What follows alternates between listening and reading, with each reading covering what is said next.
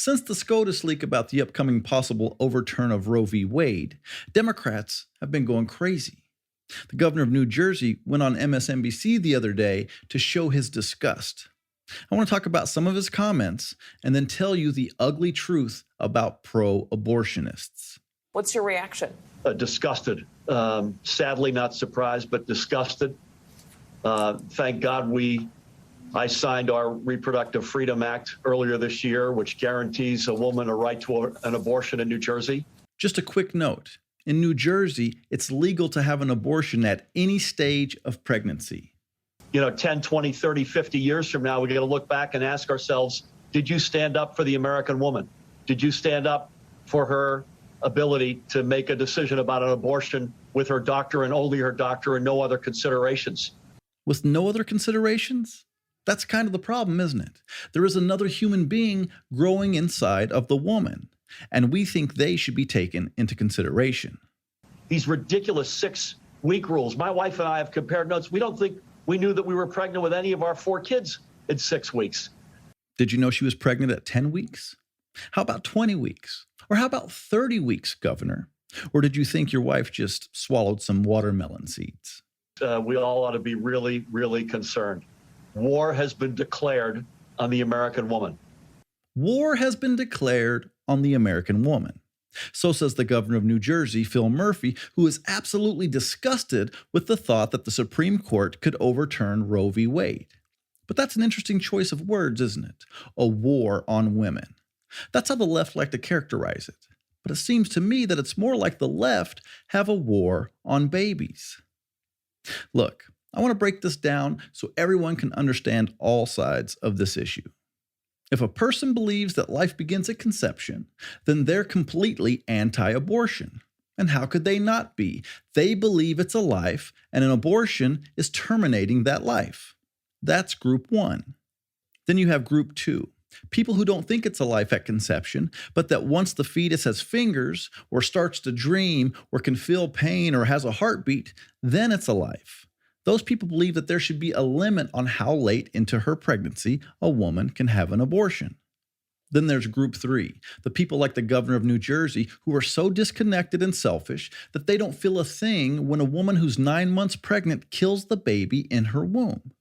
It's horribly sad that so many Americans fall into this category. Now, you can understand the first 2 groups and where they come from, but if you're in one of the first 2 groups, you can't understand the last group at all.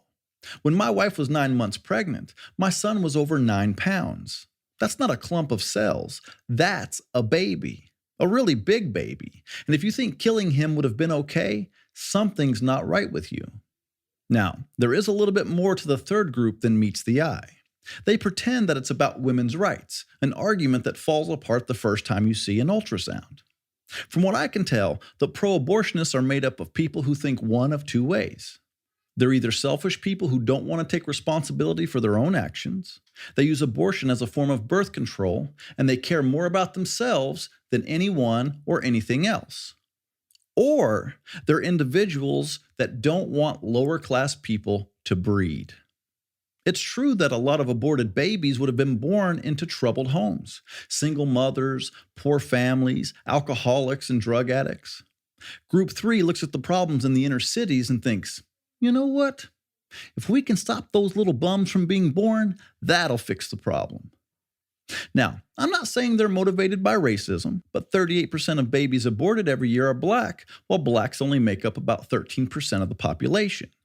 Almost 24 per 1,000 black women of childbearing age have abortions, compared to only about 6.5 per 1,000 white women. If your agenda was driven by racism, this would be good news. These statistics would make you happy. You would definitely be pro-abortion at any stage of pregnancy like Governor Phil Murphy is in New Jersey. And you would be all about putting Planned Parenthood offices in minority communities where most actually happen to be. Is that a coincidence? Listen, I'm not sure if the pro-abortion movement is driven by racism, but it is driven by many of them not wanting the less desirable people to breed, whether it's in the inner city or the trailer park. In his concurrence in Box v. Planned Parenthood of Indiana and Kentucky, Justice Clarence Thomas wrote this about abortion and eugenics. But public aversion to eugenics after World War II also led many to avoid explicit references to that term. The American Eugenics Society, for example, changed the name of its scholarly publication from Eugenics Quarterly to Social Biology. In explaining the name change, the journal's editor stated that it had become evident that eugenic goals could be achieved for reasons other than eugenics. For example, birth control and abortion are turning out to be great eugenic advances of our time. If they had been advanced for eugenic reasons, it would have retarded or stopped their acceptance. But whether they used the term eugenics or not, abortion advocates echoed the arguments of early 20th century eugenicists by describing abortion as a way to achieve population control and to improve the quality of the population. One journal declared that abortion is the one mode of population limitation which has demonstrated the speedy impact which it can make upon a national problem. Planned Parenthood's leaders echoed these themes. When exulting over fantastic progress in expanding abortion, for example, Guttmacher, who was once the president of Planned Parenthood, stated that the realization of the population problem has been responsible for the change in attitudes. We're now concerned more with the quality of population than the quantity. It'll be worth your while to read the complete concurrence Justice Thomas wrote, so I put a link to it in the description.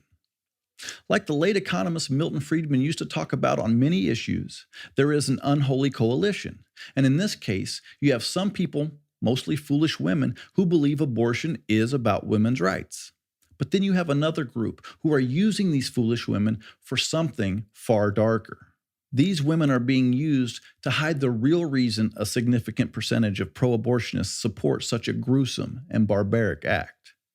And that's to end the lives of babies they think will grow up to be a drain on society.